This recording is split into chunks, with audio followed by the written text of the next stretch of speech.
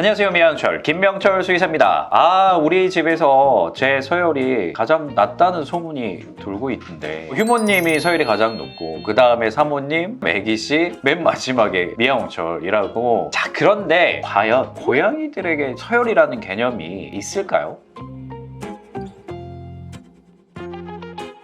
사실은 고양이들 간에서는 개와 같은 서열 구조의 개념이 없습니다. 서열이라는 개념이 만들어지려면 그 전에 무조건 따라와야 되는 기준이 있어요. 사회생활, 무리생활. 무리생활을 하면서 사회적 관계성을 맺고 있어야지 그 안에서 서열이라는 개념이 생길 수가 있는데, 야생에서 고양이들은 어떻게 지냈다고요? 기본이 단독 생활입니다. 굳이 따지자면 한 번도 회사에 다녀본 적이 없는 친구다. 완전 프리랜서. 이런 체계에서 사는 친구들이기 때문에 이 개념 자체가 거의 희박하다고 볼 수가 있겠죠. 근데 다묘 과정에서 보면은 그래도 미묘한 서열 같은 느낌이 있잖아요. 다묘 과정에서 보이는 이 서열의 가장 큰 핵심은 우선권에 대한 부분입니다. 내가 좋아하는 거, 먹고 싶은 거, 화장실 가고 싶은 거, 이런 것들에 대한 접근성, 그리고 성격. 나는 못 참지. 다른 고양이가 먹고 있어서 내가 먹고 싶은 거를 1초도 참을 수 없지. 이런 기본적인 성향, 그리고 관계적인 경험들이 누적됐을 때 보여지는 모습. 결국은 약간 더 습관적인 반응에 가깝다라고 할 수가 있겠습니다. 그렇기 때문에 어느 다묘 과정에 가더라도 서열이라는 게 완전히 잡혀 있다는 게 보다는 그때그때 상황에 따라서 달라지는 경우가 많고요. 이게 선호도에 대한 부분이기 때문에 어떤 친구들은 지금은 배가 불렀어. 그러면 다른 친구가 먹어도 별로 상관이 없습니다. 배가 고프면 으르렁거리고 밀어내려고 하는 모습을 보이는 거고. 그러면 다묘 과정에서 인간이 고양이의 서열 관계에 좀 개입을 할 수 있을까요? 서열이라는 개념이 없기 때문에 불가능하고요. 근데 이제 동호회에서 만약에 회식을 하러 갔어요. 10명이서 회식을 하러 갔는데 치킨을 2마리를 시켰어요. 어떤 상황이 생길까요? 서로 서열이 전혀 없는 사이지만 성깔들이 튀어나오게 되겠죠. 먹는 걸 좋아하는 사람인 경우에는 자기가 다리 4개를 다 먹어버릴 수도 있고, 그러면서 멱살 잡고 싸우는 상황이 생길 수도 있습니다. 그럼 이걸 해결하려면 어떻게 해야 될까요? 부족함이 없이 충분히 제공해주는 것, 이게 우리가 보통 말하는 환경 풍부화의 개념인 거고요. 또 다른 한 가지는 동호회에서 서열은 없지만 가벼운 원칙들은 만들 수 있습니다. 다묘 과정인 경우에 항상 말씀드리는 게, 각자 밥 먹는 밥자리는 쪼개서 먹는 게 좋다. 옆에 고양이가 얼마나 먹었는지, 뺏어 먹고 싶은 마음이 드는지, 이런 것들을 훨씬 줄여줄 수 있는 환경 조건을 보호자들이 만들어주는 것에 대해서 강조드리는 이유도 바로 그런 이유 때문입니다.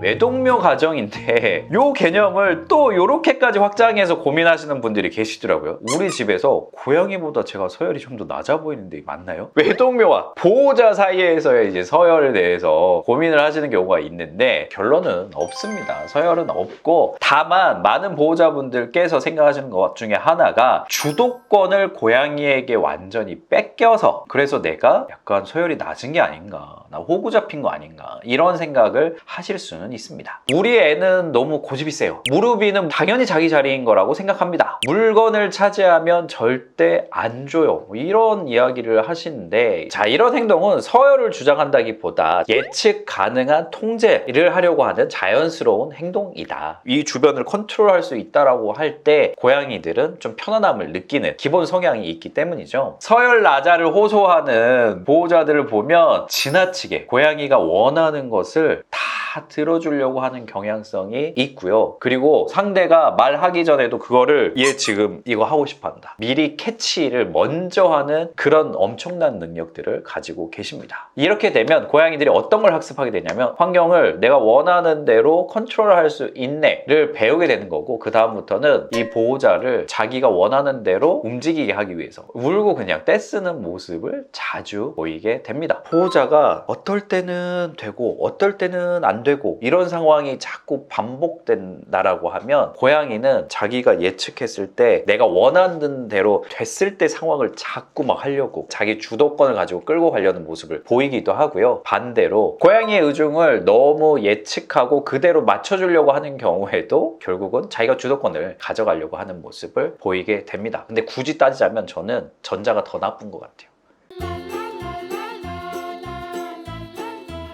자, 그러면은 이 이상적인 관계는 어떤 게 이상적인 관계일까요? 자, 고양이가 너무 다 주도적이야. 보호자가 안절부절 못하고 그대로 다 맞춰주게 되는 상황이 된다라고 하면 이거는 호부집사. 반대로 보호자가 고양이들이 싫어하는 것들에 대해서 너무 강제적으로 야, 나 너 좋아하니까 뽀뽀할 거야. 꼭 껴안을 거야. 막 이런 식으로 너무 보호자 주도적인 행동을 하게 된다라고 하면 이런 경우에는 고양이가 스트레스를 받아 할 수가 있겠습니다. 그래서 가장 좋은 거는 이 주도권에 대해서도 중간 정도 지점을 잘 찾는 게 필요하고요. 저는 관심과 무관심의 비율을 한 7대3 정도로 가져가는 걸 추천을 많이 드리거든요. 일관성 있게 관심을 가지면서 고양이가 원하는 거를 한 70% 정도는 잘 캐치하는 보호자가 될 수 있도록 하고 나머지 한 30% 정도는 캐치가 돼도 그냥 모른 척. 고양이에게도 일부 주도권을 주지만 좀 더 큰 주도권은 보호자가 가져가는 것. 외동묘인데 보호자가 여러 명인 가정이 있잖아요. 이런 집은 어떤 걸 주의해야 될까요? 집에 여러 명이 있으면 항상 그 구성이 되더라. 한 명은 손주한테 퍼주는 할머니 할아버지처럼 다 퍼주는 사람, 어떤 사람은 양복이고 병원 데려가고 어쩔 수 없이 악역을 맡아서 하는 사람, 이런 식으로 다양한 패턴들이 들어오다 보니까 고양이가 오히려 약간 혼란스러워 한다거나 자기가 주도권을 훨씬 더 가져갈 수 있는 대상한테 애착이 과하게 형성되는 모습을 보이게 됩니다. 이럴 때도 중요한 거는 이 여러 명의 가족 구성원들이 적어도 룰은 정해야 돼. 이런 간식을 주더라도 서로가 좀 공평하게 주자. 이런 부분에 있어서 합의가 돼 있으면 훨씬 더 좋습니다. 당신은 고양이에게 최집사인가요?